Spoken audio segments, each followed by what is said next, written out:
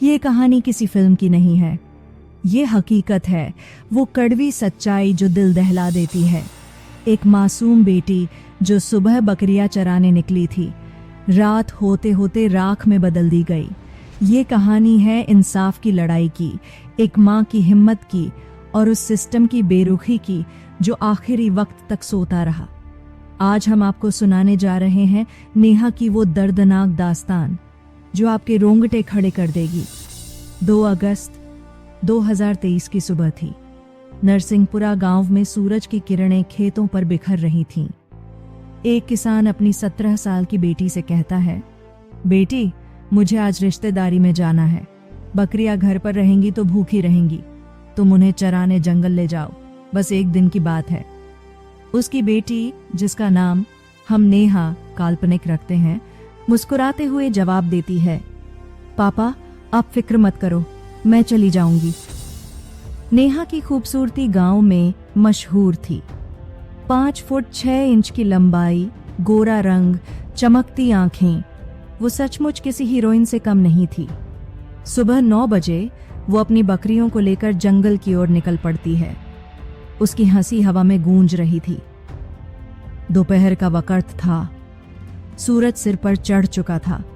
3 बजे बकरियां घर लौट आती हैं, लेकिन नेहा का कोई पता नहीं। माँ को पहले लगा शायद कहीं दोस्तों के साथ रुक गई होगी, लेकिन जब 4 बजते हैं उसका दिल बेचैन होने लगता है। वो नेहा को आवाज देती है, नेहा बेटी कहाँ हो? लेकिन सन्नाटा जवाब देता है। माँ गांव में इधर उधर पूछताछ करती है, पड़ोसियों से सवाल करती है, क्या तुमने नेहा को देखा? लेकिन कोई सुराग नहीं मिलता। माँ का दिल कहता है कुछ गड़बड़ है। वो अपने भतीजे को साथ लेती है और जंगल की ओर दौड़ पड़ती है। गांव से जंगल, जंगल से खेत, खेत से नदी किनारे। माँ हर उस जगह जाती है जहां नेहा जा सकती थी। वो पेड़ों के पीछे झांकती है, झाड़ियों को हटाती है, लेकिन नेहा कहीं नहीं। घंटे बीतते जाते हैं। 5 बजे, 6 बजे, फिर रात के 9 बजे। अंधेरा गहरा चुका है, लेकिन माँ की तलाश नहीं रुकती। परिवार वाले परेशान हो जाते हैं। आखिरकार माँ कोठड़ी थाने पहुंचती है। वो पुलिस वालों से गुहार लगाती है, मेरी बेटी सुबह बकरियां चराने गई थी, बकरियां लौट आईं लेकिन वो नहीं, मेरी मदद करो। पुलिस वाले सवाल करते हैं, उम्र कितनी है, हुलिया कैसा है? माँ बताती है, 17 साल की है, 5 फुट 6 इंच, गोरी, खूबसूरत, ये उसका आधार कार्ड, FIR दर्ज करो। लेकिन पुलिस टालमटोल करती है, कहती है आधार कार्ड से काम नहीं चलेगा, कोई मार्कशीट या TC लाओ। रात के 9 बजे माँ रो रही है, लेकिन पुलिस को कोई फर्क नहीं पड़ता। एक सिपाही कहता है, कुछ लिख कर दो। माँ कहती है, कागज दो। लेकिन पुलिस एक सादा कागज तक नहीं देती। माँ समझ जाती है यहाँ से मदद नहीं मिलेगी। वो थाने से निकलती है, लेकिन उसका मन नहीं मानता। वो फिर जंगल की ओर दौड़ पड़ती है। उसका भतीजा साथ है। वो हर पेड़, हर रास्ते, हर कोने को छानते हैं। रात और गहरी हो चुकी है। 12:30 हो रहे हैं।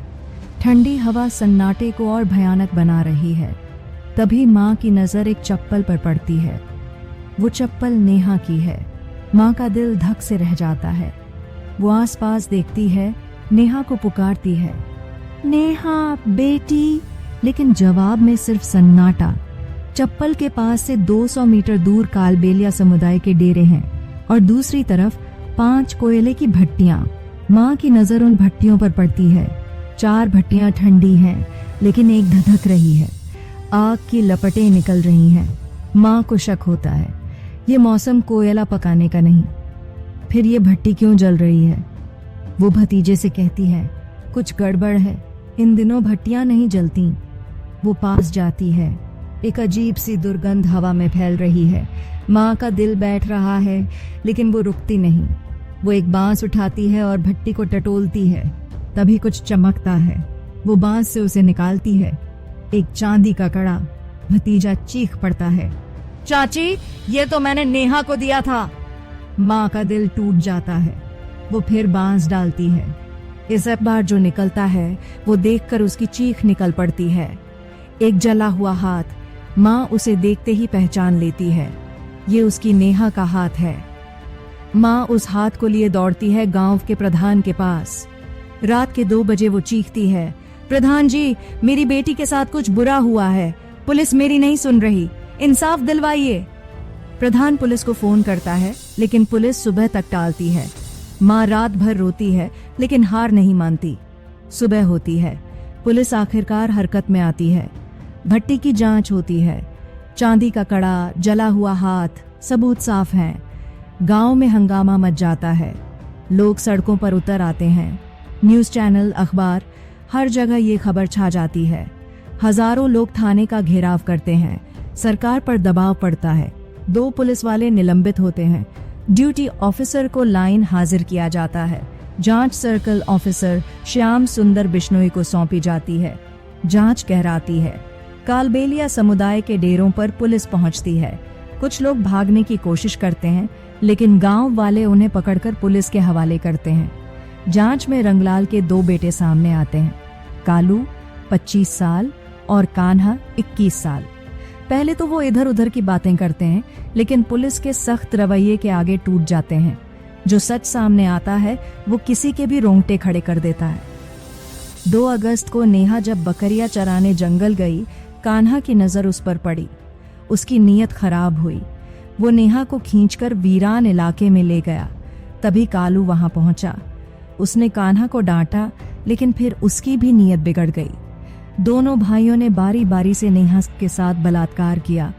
नेहा चीखती रही, रोती रही, कहती रही, मैं अपने माँ बाप को सब बता दूंगी, गांव वालों को बताऊंगी। लेकिन वो नहीं रुके। जब नेहा ने चीखना बंद नहीं किया, कालू ने उसके सिर पर लाठी दे मारी। नेहा बेहोश हो गई। दोनों को लगा वो मर गई। डर के मारे उन्होंने नेहा को भट्टी तक खींचा। वो अभी जिंदा थी, उसकी सांसें चल रही थीं। फिर भी उन्होंने उसे भट्टी में डाला। कोयला, लकड़ी और काला तेल डालकर आग लगा दी।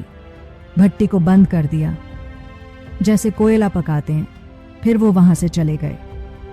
रात 11 बजे वो लौटे। भट्टी खोली तो देखा नेहा पूरी तरह नहीं जली थी। डर था कि सबूत रह जाएंगे। उन्होंने लाश निकाली, फावड़े से 20 टुकड़ों में काटा और सीमेंट के कट्टों में भरकर 5 किलोमीटर दूर नहर में फेंक दिया।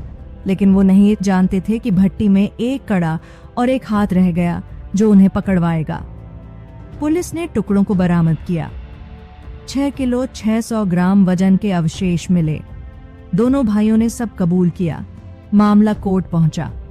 9 महीने की सुनवाई के बाद 18 मई 2024 को भीलवाड़ा की पॉक्सो कोर्ट ने कालू और कान्हा को फांसी की सजा सुनाई।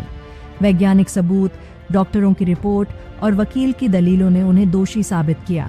बाकी 7 लोग जिन पर सबूत मिटाने का शक था, सबूतों के अभाव में बच गए। कालू और कान्हा ने हाई कोर्ट में अपील की है। वो कहते हैं पुलिस ने मारकर कबूलवाया, लेकिन सबूतों ने सच बयान कर दिया। मामला अभी कोर्ट में है, लेकिन इस घटना ने पूरे देश को झकझोर दिया। लोग सड़कों पर उतरे, सरकार को घेरा और इंसाफ की मांग की। नेहा अब इस दुनिया में नहीं है, लेकिन उसकी कहानी आज भी लोगों को झकझोर देती है। एक माँ की आवाज ने पूरे सिस्टम को हिला दिया। ये केस सिर्फ एक घटना नहीं, एक सबक है कि इंसाफ मांगने के लिए हिम्मत चाहिए, और हिम्मत अगर सच्ची हो तो पत्थर दिल भी पिघलते हैं। क्या कालू और कान्हा की फांसी पर मुहर लगेगी? क्या बाकी दोषी भी पकड़े जाएंगे? आपकी राय क्या है? हमें कमेंट में जरूर बताएं। और ऐसे ही सच्चे और झकझोर देने वाले केस जानने के लिए चैनल को सब्सक्राइब करें।